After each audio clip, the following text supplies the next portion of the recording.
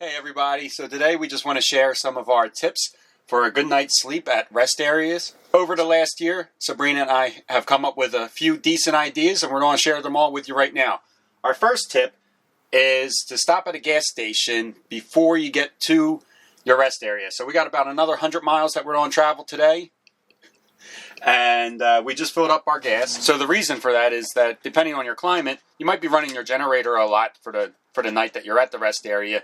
And the generator, once you reach a quarter tank on your fuel in a motorhome, it automatically shuts the generator off so that you don't run out of fuel overnight and wake up in the next morning, you try to start your vehicle and you're completely out of gas. What we like to do is we always like to make sure that we have plenty of propane in the tank and plenty of gas. All right, on to tip number 2.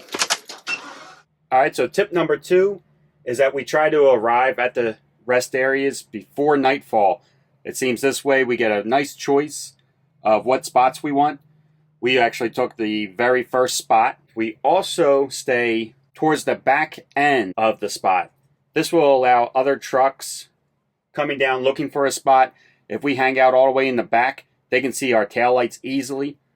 Not so much for the trucks, but more for the motorhomes. I know for us, if we were to see an open spot and start to pull into that spot and then notice a car or a truck or a motorhome pulled all the way up front, it's difficult for us to back up with our tow car attached. There is an advantage to hanging out at the back also. Our bedroom in the motorhome is in the back, and by being back there, we're further away from the engines of the big diesel trucks as they start up and shut down and start up throughout the night, and it keeps us a little quieter in the back, and we get much better sleep back there.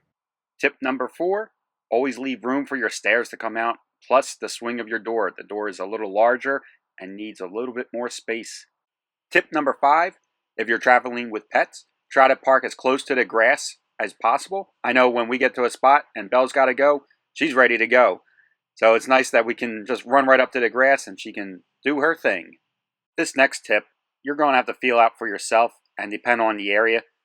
Sometimes we'll put our rear bedroom slide out to give us a little bit more space on our bed. And what we do is we bring it out just far enough so that it's even with our driver's side mirror and then stop it there. You can't do it at all places. We only do it when we're level because we don't put our jacks down. And like I said, we just try to line it up with our mirror, and we feel in certain areas we can do this, but it's actually very rare. Let's head inside and check out some more tips. So something that we use on the inside of the motorhome is an app called Relaxio. It's a white noise app.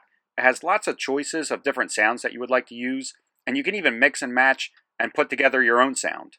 Now when we're using this app, it does drain my battery. The way we solved this was to use a device called an anchor. It's a device that we're able to pre-charge while driving. We can plug it into the cigarette lighter, get it charged, and then it charges my phone overnight while we are using it for the white noise app. This way in the morning, the app has ran all night long, and I still have a full charge on my phone for the next day of traveling. So Kenny has been trying to do this video without me.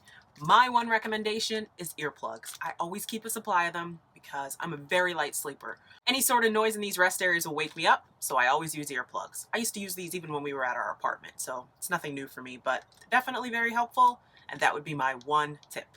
So those are our tips. I lost count of how many, but we wish you all a good night. Take care, everybody. We'll see you next time. Thanks for watching.